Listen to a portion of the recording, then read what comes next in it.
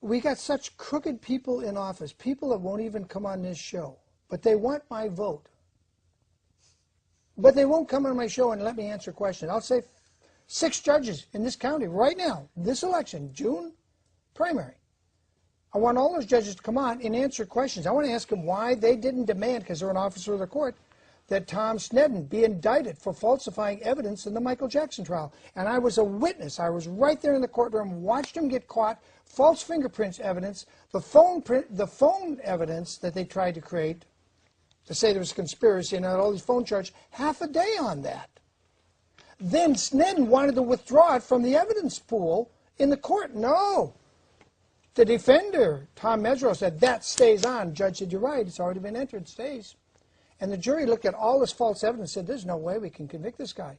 We got a pile of crap from Tom Sneddon. Now, Tom Sneddon's probably endorsed you, hasn't he? No. I know Tom. I know kind of briefly. I never was really that close to him, because I was, obviously, Did you he wash? was an elected official, and I was, You wash your hands after shaking his hand? I mean, this guy literally falsified evidence, and it's on the record. And there's millions of Jackson fans hate Santa Bárbara County. Yeah. See, I'm not aware of any of this, though, William. Oh, I know. This is way beyond your field. But I've always had good thoughts of Tom. I always thought he was a very honorable, good DA. I did too. So I'm not aware of any of this. Tom Sneddon put some bad people in jail that needed to be in jail. I think he was a successful DA. Well, I know successful DAs that were crooks too, but this thing, what he did to Michael Jackson, was so beyond the pale of forgiveness. I have to say, and I know this won't make me popular with Gordy Auchincloss and Ron Zonin and that old bunch of DAs, and certainly not Dudley or Josh Lynn, but I believe Tom Sneddon should be serving time in prison, and that's where he should be getting his. He'll have lots of money in his prison account getting his pension, but he should be in prison. You cannot falsify evidence and then just say, oh, we lost the case. No, no. He had that boy put his fingerprints on the magazine at the grand jury. And the reason we know that, because the alert Tom Sneddon, the defense attorney, got the grand jury transcript. And one of the grand jurors said, shouldn't that boy be wearing gloves? Then after the grand jury, they sent it out for fingerprints analysis. So where did the boy get his fingerprint on the magazine when the boy testified he hadn't even been at Neverland for months when that magazine was published? Yet he claimed that was the magazine Michael Jackson gave him in bed.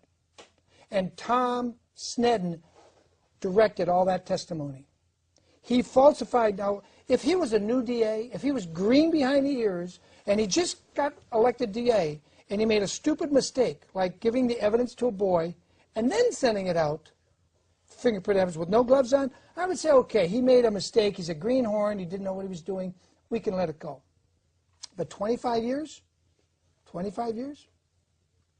That's like saying if we find 5 years from now that somebody in your office had been pilfering money one way or another, and we say, well, we're just going to forgive him because he worked so many years in the office, we're going to just let it go. Never. We would never forgive him. Well, neither should we forgive Tom Sneddon. The man should be doing time in jail. And I look at the trial. But he should have the benefit of a trial. Of course he gets a trial. Of course he gets a trial. And we bring on the record, we bring the record from the Michael Jackson trial and say, here it is, jury, the man is guilty of sin. And we lay it out. We lay out the grand jury's transcript, and there it is. And put that Tom Sneddon in prison. He needs to do some hard time. Just because you put bad guys, it's like saying if a cop stopped 10 bad guys from robbing Mr. Hagen's house. And every year these bad guys come to rob you, and the cops show up and they stop them. But 1 year... I'd be very happy. Of course you would be happy. But if the same cop came back one day and said, well, you know, I think I should rob Mr. Hagen, and he shoots Mr. Hagen and takes your money. Now I wouldn't be happy. Right, exactly. It's my point. That's exactly my point. Now do we say, well, the cop stopped all these bad guys for 10 years, so we'll just give them a free pass this one time. No, that's not the way it works. That's right. That's not the way it works. That's not the way the American system works. Exactly. Thank you, Mr. Hagen. I wanted to get your agreement. Tom Sneddon should be in prison because the evidence is there. That's not what I agreed to, William. Did I get you? Did I suck you in there, Mr. Hagen? All right. I know you didn't agree to that. I know you didn't. I'm just pulling a little fast. I know you are. I mean, people won't, if we get too dry about numbers, people will tune out. Start turning the channel, right? Yeah, they'll go to another channel. And I want to give you the last 3 minutes here before we go to tape. We have an interesting tape, people. I promised you. Remember the 6 judges that are not being opposed because the gang of criminals known as the Bar Association has written the laws. It wasn't this way when California was created 160 years ago, plus. But about 90 years ago, they changed the laws, they brought in the Bar Association, and then they said, oh, Mr. Hagen can't run for judge no matter how much experience he got. You have to be a member of the bar for 10 years. That was never the intention of the Republic of California when it was founded. They have corrupted the entire system. Now we got 6 judges. This June primary will not even be seen on the ballot. They're automatically reelected. Listen to what I said. Automatically reelected, and you didn't even vote for one of them. All they had to go out and get 25, 35 signatures, pay a 1% fee of their salary, their monthly salary, and boom, they're automatically reelected. But I couldn't run against them. Cassandra couldn't run against them. Mr. Hagen couldn't run against them. For a salary that pays $171,000 a year plus bennies, and nobody can run against them except approved. And now they do a meet and greet, and watch this. All the questions are written down, and a Bar Association person screens them. And listen to what this first she was appointed a commissioner, now she's been appointed a judge. She's never been elected, Colleen Stern. Listen to this first 2 or 3 minutes. We'll go to that, and maybe we'll be back with Mr. Hagen. I want to give him 3 minutes to make his closing campaign statement. I want to give him time to get his thoughts together. We'll go to tape, be back. For example, a retirement that's timed in a particular way that the governor is not able to appoint, and the seat is open and people run for it and they become elected.